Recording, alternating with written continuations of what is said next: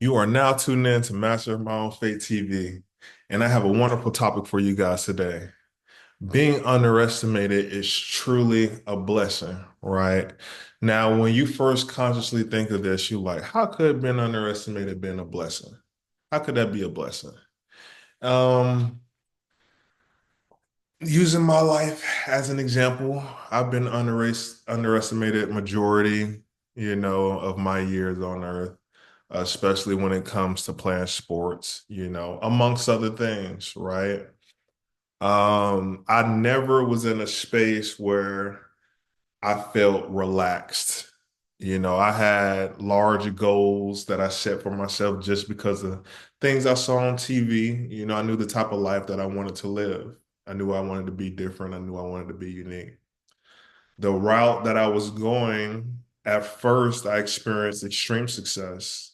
Then eventually I hit roadblocks when it was time for me to surmount all odds and become a better version of myself so that, I can get more playing time. I had to beat things like politics, moving to a new school, a geographical location, no one knowing my name, going from everybody knowing me to nobody knowing me, and having to build up my reputation time and time again to put myself in the best position for success, in which there was coaches that was like, oh, he ain't gonna make it. He not big enough, he not tall enough, he not fast enough, you know, going to new schools, and the players not really rocking with me for whatever reason, everybody has cliques that cliques are for safety, human beings group together for safety. And then there are those that, when you're back against the wall, the best you come out. You feel me? And again, that depends on what you're made out of.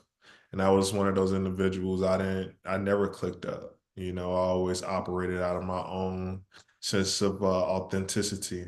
You feel me? And people don't really like that too often.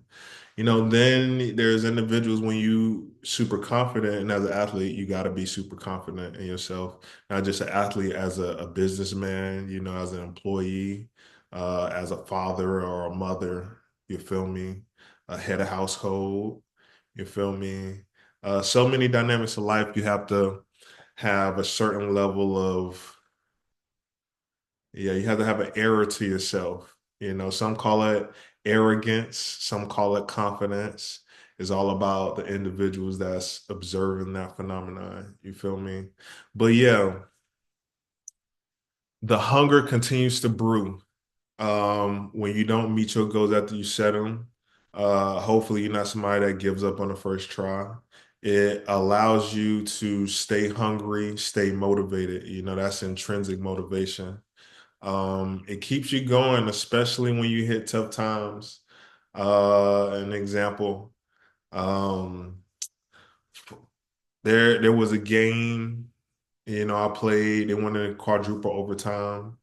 I was so tired. I played just about every play that game, because I was someone that had to be dependent upon, and it wasn't easy to push through the limitations that I placed on myself mentally, as it relates to what I could achieve, what I could persevere through. Your boy had injuries, your boy was tired, you know.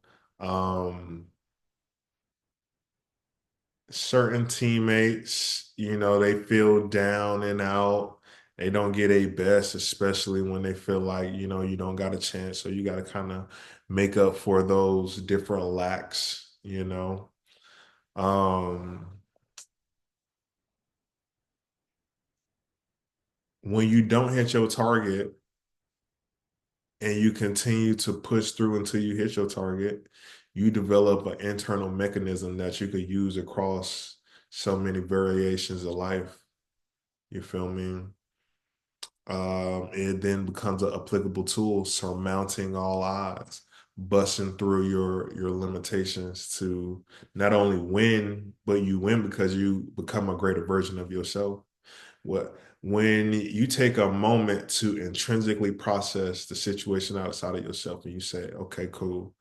I'm gonna come to terms with, in the moment I might not be good enough to pass this test, surmount these odds, break through these different layers of apprehension. And you within that moment develop whatever, and it's really willpower.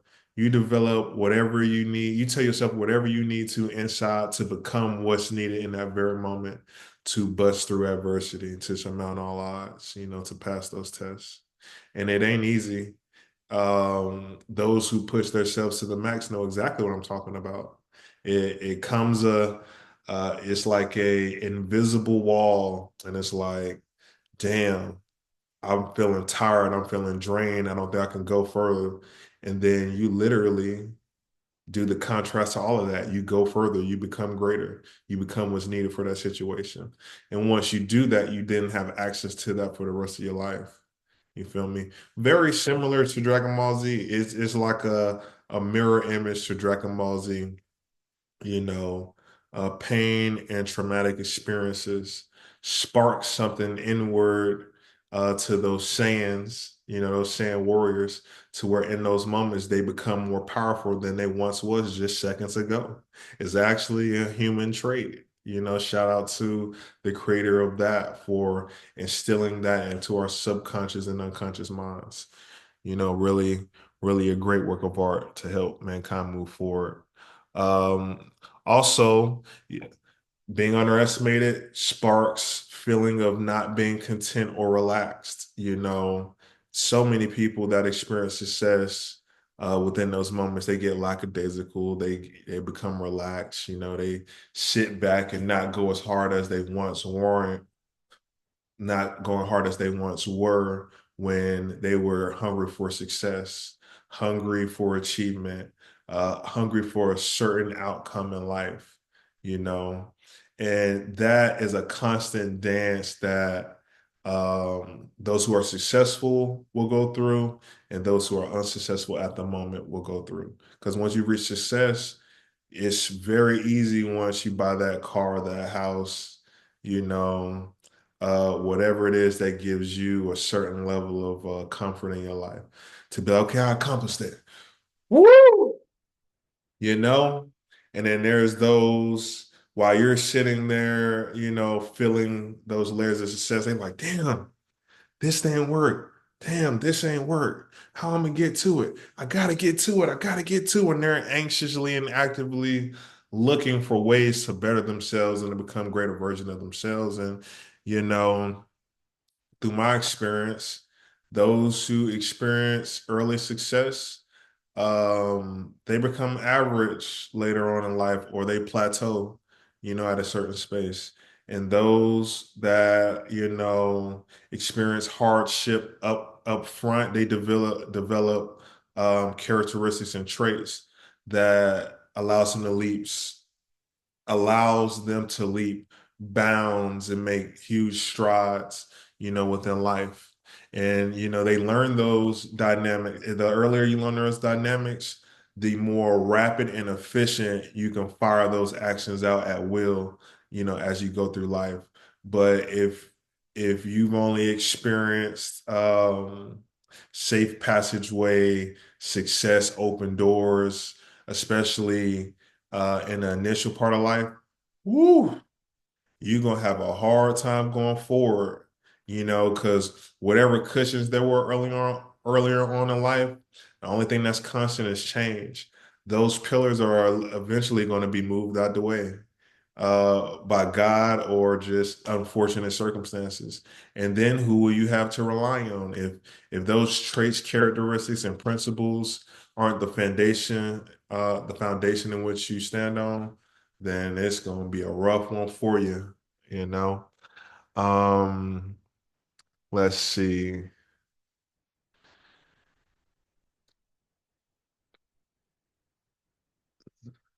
Being underestimated is a blessing because it inspires the feeling of something to prove. Man, if you ever been doubted, shitted on, told you wasn't going to amount to nothing,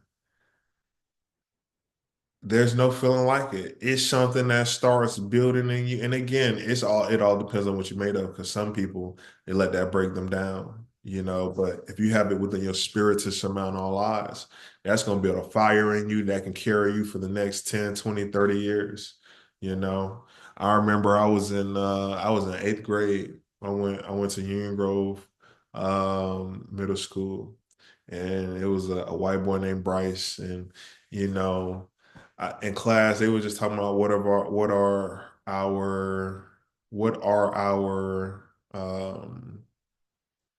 are we trying to achieve in life, you know. People gave different answers. I want to go to college. I want to be have this career. I want to have that career. I want to have a house. I want to have a family. I said I want to make it to the NFL. And this white boy laughed at me, and he was talking about statistics. He was, statistically speaking, your chances of making it to the NFL are 0.000 whatever percent it is, and I told him, I said, if I don't make it to the NFL, I will cut off my left nut so I can hand it to you. I told him just like that, and I meant it. And I held on to that my whole time, going from middle school, high school, college, till I made it to the league, you know. And of course, they didn't expect me to uphold that deal, but that's what I'm talking about. When you underestimate it, it's like, okay, bet now watch me do this. You feel me?